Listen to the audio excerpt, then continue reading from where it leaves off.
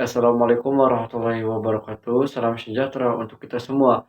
Perkenalkan, saya Rizky Dwi Kepalepi dari kelas 2A dengan NIM 2403953, mahasiswa semester 2 dari program studi Pendidikan Jasmani.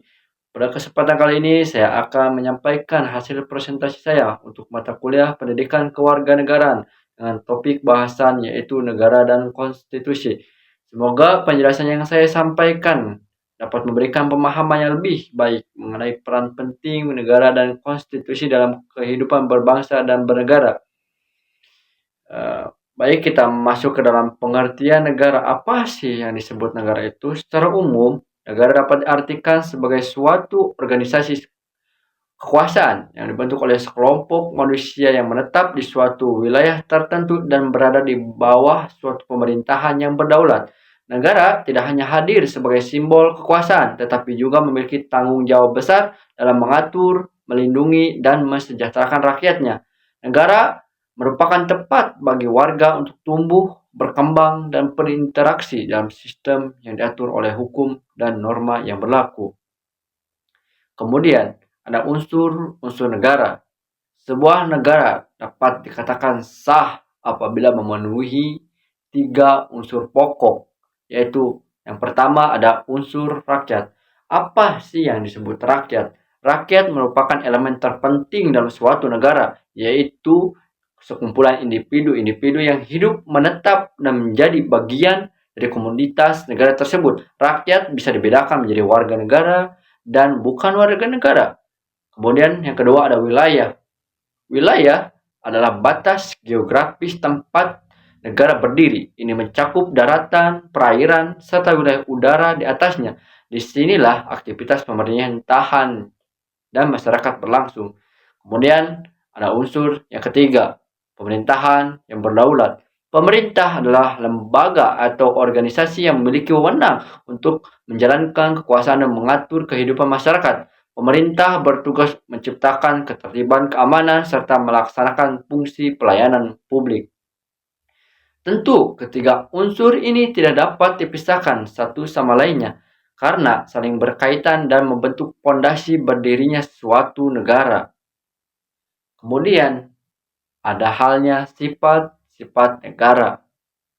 Negara tentu memiliki sifat-sifatnya tersendiri. Negara memiliki beberapa karakteristik atau sifat khas yang membedakan dari negara lainnya ataupun organisasi sosial biasanya, yaitu mereka memiliki sifat satu, memaksa. Negara memiliki hak untuk memaksakan kehendaknya melalui peraturan dan hukum yang wajib dipatuhi oleh seluruh rakyatnya. Jika ada pelanggaran, maka negara berhak memberikan sanksi sebagai bentuk penegakan hukum. Kemudian ada sifat monopoli. Negara berhak secara eksklusif mengambil keputusan atau tindakan tertentu tanpa ada pihak lain yang memiliki wewenang serupa. Contohnya seperti pengolahan keamanan nasional, pencetakan uang, dan menentukan kebijakan luar negeri. Yang ketiga, sifat mencakup semua. Kuasaan dan aturan negara berlaku menyeluruh untuk seluruh individu yang berada di dalam wilayah yurisdiksinya tanpa kecuali. Artinya, setiap orang yang tinggal di wilayah atau negara, baik warga negara maupun bukan, tunduk pada hukum yang berlaku pada suatu negara tersebut. Ketiga sifat ini menunjukkan bahwa negara memiliki otoritas penuh untuk menjaga stabilitas dan menjamin kesejahteraan rakyatnya. Lalu, ada tujuan dari fungsi negara itu sendiri. Setiap negara didirikan tentu memiliki tujuan yang mulia, yaitu untuk menciptakan kesejahteraan, keadilan, dan ketertiban bagi seluruh rakyatnya. Tujuan negara tidak hanya bersifat fisik seperti pembangunan, tapi juga memiliki moral dan intelektual, seperti peningkatan mutu pendidikan dan pembinaan karakter bangsa. Beberapa fungsi utama negara antara lain mewujudkan kesejahteraan rakyat dengan cara menyediakan fasilitas-fasilitas umum dan kebutuhan dasar, meningkatkan kecerdasan bangsa melalui penyelenggaraan pendidikan nasional yang berkualitas dan merata, menjaga keamanan dan ketertiban agar rakyat dapat hidup damai tanpa gangguan dari pihak manapun. Kemudian yang terakhir adalah menegakkan keadilan dengan cara memberikan perlindungan hukum yang adil dan merata kepada seluruh lapisan masyarakat tanpa membeda-bedakannya tentu. Kemudian ada pengertian dari konstitusi. Setelah kita membahas dari negara, lalu kita membahas konstitusi. Konstitusi merupakan dasar hukum tertinggi yang menjadi pedoman dalam penyelenggaraan pemerintah negara. Konstitusi berisi ketentuan-ketentuan pokok yang mengatur sistem ketatanegaraan, hubungan erat pemerintah dengan rakyat, serta hak dan kewajiban setiap warga negara. Di Indonesia, konstitusi yang digunakan adalah Undang-Undang Dasar 1945 yang kita ketahui yang telah mengalami beberapa perubahan yang amandemen untuk menyesuaikan dengan perkembangan zaman dan kebutuhan setiap rakyatnya.